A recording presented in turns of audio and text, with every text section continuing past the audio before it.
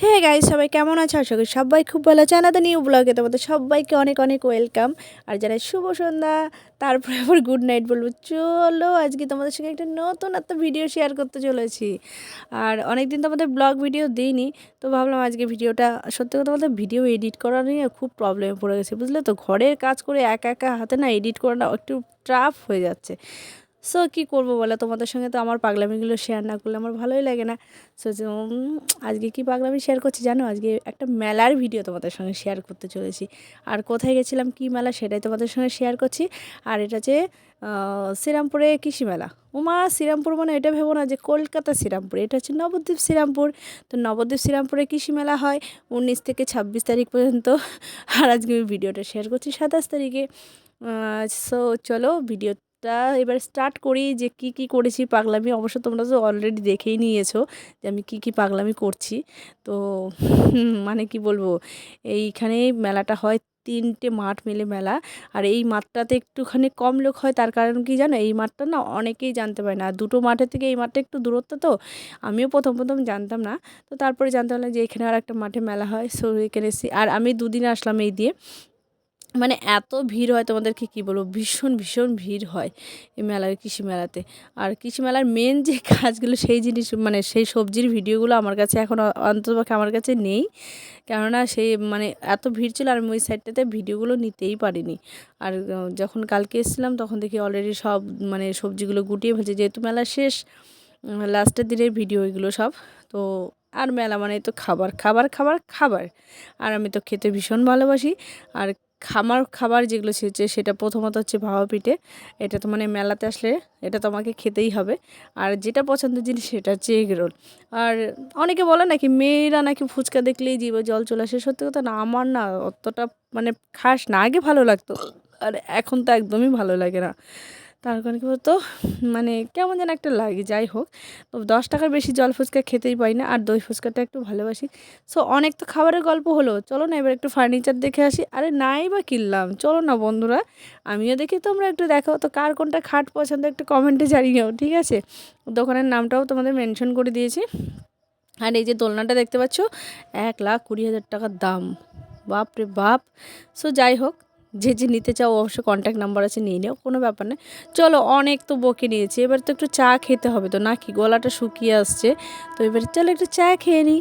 চলো চা খেতে খেতে, আরে মেলায় আসবার বাদাম খাবো না তাই কি হয়? আর এখানে দেখো কুলপি আইসক্রিম আছে, আমি বলছি না ঠান্ডাতে খাবো না, এমনি আমার গলাটা বসে গেছে। আর সত্যি কথা, এই ভয়েস দেওয়ার সময় আবার ট্রেনটাও আসার সময় পেলো না, আমার বাড়ির কাছাকাছি স্টেশন হচ্ছে। সো চলো অনেক তো বকে নিচ্ছে, এবার একটু এগরোল খেয়ে নিই, তাই না? তো এগরোল খাওয়ার পরে এবার চলো চলছি চলছি, আর কী কী খাবো না খাবো বুঝতে পারি না। 3টে মাঠের মেলা মানে বুঝতে পারছি যে কত কিছু খাবার, আর কি মানে অগুন্তি খাবারের শেষ নেই। তো এখানে আবার এগরোল বললাম যে না আর খাবো না। তো এই দিকেও দেখো এগরোল বিক্রি হচ্ছে। হ্যাঁ যাই হোক, খাওয়ার পর্বটা এবার শেষ করি, চলো এবার একটু হস্তশিল্পর দিকে ঘুরে আসি, তাই না? যেটা হচ্ছে খাস জিনিস হচ্ছে, তো এখানে বসেই তৈরি করে বিক্রি করছে জিনিসগুলো, এত সুন্দর হচ্ছে হাতের কাজগুলো, বিভৎস দেখে তো ভীষণই ভালো লাগছিল। তো দেখো সারা বছর এরা অপেক্ষা করে থাকে কখন কোথায় মেলা হবে, আর এটাই হচ্ছে এদের জীবিকা। তো যাই হোক, সবাই তো পেটের জন্যই মেহনত করছে, তাই না? কিন্তু একটা জিনিস আমার খুব খারাপ লাগে, যখন এরা বাচ্চাগুলোকে একদম সাইডে শুয়ে রাখে না, আমার না ভীষণ, সত্যি কথা ভীষণই কষ্ট লাগে। যাই হোক, এই যে সবজির ঝুড়ির এটা দেখতে পাচ্ছ, এইটার দাম ছিল 300 টাকা, আর ফ্লাওয়ার ভাসগুলোর দাম বলছিল 500 টাকা করে। কিন্তু ঠিক আছে, দামটা বেশি হলে কিন্তু মেহনতটা তো অনেকটা, দাঁড়িয়ে মানে আমি কিছুক্ষণ দাঁড়িয়ে দেখলাম যে অনেকটাই কষ্ট করতে হয়, ছোট থেকে বড় থেকে সবাই। এই যে বৌদিটাও দেখো হাতের কাজ করছে। তো এইদিকে যত এক লাইনে বসেছে সব হস্টেলের, এদিকে কাজ চলছে।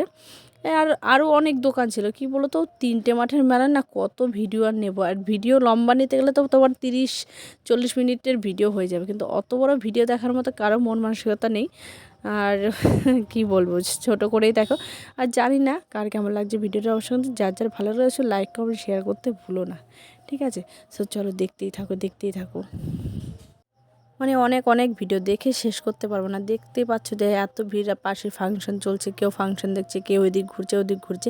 মানে ঘুরতে ঘুরতে ঘুরতে ঘুরতে মানুষগুলো ক্লান্ত হয়ে যায়। মানে 3টে মাঠের মেলা, বুঝতেই পারছো যে আমি কী বলতে চাইছি। সো যাই হোক, আবার চলে আসলাম আর একটা মাঠে। ওইখানে দেখো মানে ঢোকার চান্স নেই, এতটা বেশি ভিড়, বাপ। মেলায় ঘুরতে ঘুরতে তো আমার পায়ে ব্যথা করছিলো যে এত ভিড় আর কত ঘুরবো, কিন্তু এখানে দেখো এই ডলগুলো এত সুন্দর করে সাজিয়ে রাখা আছে। আমার একটা কিনতে খুব ইচ্ছে করছিলো, কিন্তু টাকা ফুরিয়ে গেছিলো, এত খেয়ে নিয়েছি আগে। যাই হোক, চলো আরও ঘুরে নিই। আর কোথায় কোথায় ঘুরবো এবার, চলো একটু কানের দেখে নিই।